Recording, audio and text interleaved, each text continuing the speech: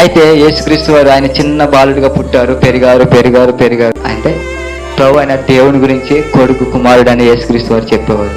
ఇదిగో పరలోక రాజ్యం ఉంది, అక్కడ తండ్రి మీ అందరూ ఆనందిస్తున్నాడు, మీరందరూ ఆయన రాజ్యానికి వెళ్ళాలని ఆయన ఎదురు చూస్తున్నారని కుమారుడు తండ్రి గురించి గొప్పగా చెప్పేవాడండి. గొప్పగా చెప్పేవాడు, గల్లీ గల్లీగా తిరిగి చెప్పేవాడు. మీకు అర్థమవుతున్నాయి మాటలు? అర్థమవుతున్నాయి. గల్లీ గల్లీలా తిరుగుతూ ఆయన చెప్పేవాడు యేసుక్రీస్తు వారు తండ్రి గురించి. అయితే యేసుక్రీస్తు వారు ఆయన రాకూడని రోజు ఒక రోజు వచ్చి ఆయన్ని కపాల అనే స్థలానికి తీసుకెళ్ళాక ఆయన పక్క టెంకులో బల్లెపు పొట్టు పొడిచారు. ఆయన శరీరాన్ని నుజ్జు చేశారు, బాగా గుద్దారు, మోకం మీద ఉమ్ములు వేశారు బాగా అండి. ఆయన బాగా శరీరాన్ని నడినెత్తి నుంచి అరుకోల వరకు బాగా నలిగిపోయాడండి. ఆయన నలిగిపోయి ఆ కపాలమైన స్థలం మీద, శిలువ మీద ఆయన వేలాడదీసి ఏం చేశారండి? ఎవరు చంపేశారు? మనమే.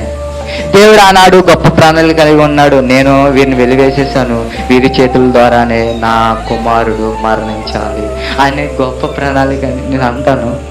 ఆయన్ని చంపే హరుకులు మనం చెప్పండి. గొప్ప దేవుడు. ఆయన చిటికేస్తే మనందరూ బూడిదలైపోతాం. అవునండి.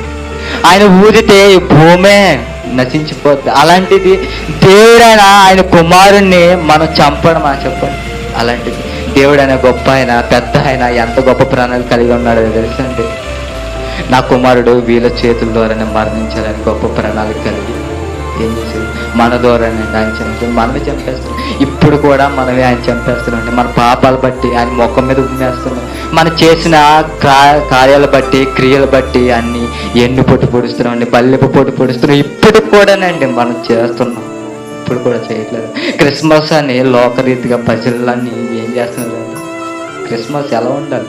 ఆయన నీ హృదయంలోకి వచ్చాకే అదే నీ క్రిస్మస్. ఇవా క్రిస్మస్? చెప్పండి. ఆయన నీవు అంగీకరించినప్పుడే అదే నీ క్రిస్మస్. ఇదా క్రిస్మస్?